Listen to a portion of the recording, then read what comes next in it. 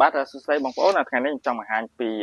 សាប៊ូលាងចានក៏ដូចជាសាប៊ូបោកខោអាវម៉ាក Dalish បាទដែលជាស្នាដៃរបស់ខ្មែរយើងសុទ្ធសាធបាទតើសាប៊ូដែលយើងយកទៅប្រើនេះវាមានលក្ខណៈពពុះបែបណាហើយនឹងកំហាប់វាយ៉ាងម៉េចដែរអញ្ចឹងសាប៊ូនេះធ្វើឡើងដោយភាពចង់ហើយមានពពុះច្រើនហើយមិនកាត់ដៃទេបាទអញ្ចឹងបងប្អូនអាចមើលទាំងអស់គ្នាបាទអញ្ចឹងសាប៊ូបែបនេះឃើញវាខាប់ល្អបាទឃើញខាប់ល្អបាទដើម្បីយើងនេះប្រើ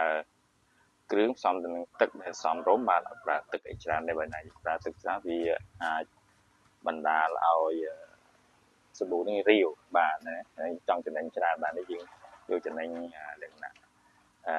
ល្មមអញ្ចឹងណាបាទដើម្បីចែកចាយបងប្អូននេះប្រើទាំងអស់គ្នាសកម្មដល់បងប្អូនជួយ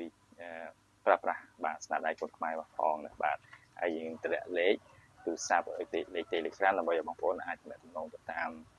នឹងបាទហើយបងប្អូនអាចយកទៅប្រើប្រាស់គឺក៏ទិញដើម្បីយកទៅលក់បន្តបាទអាចចំណេញសមរម្យដែរបាទអញ្ចឹងណាបាទអរគុណច្រើនបាទ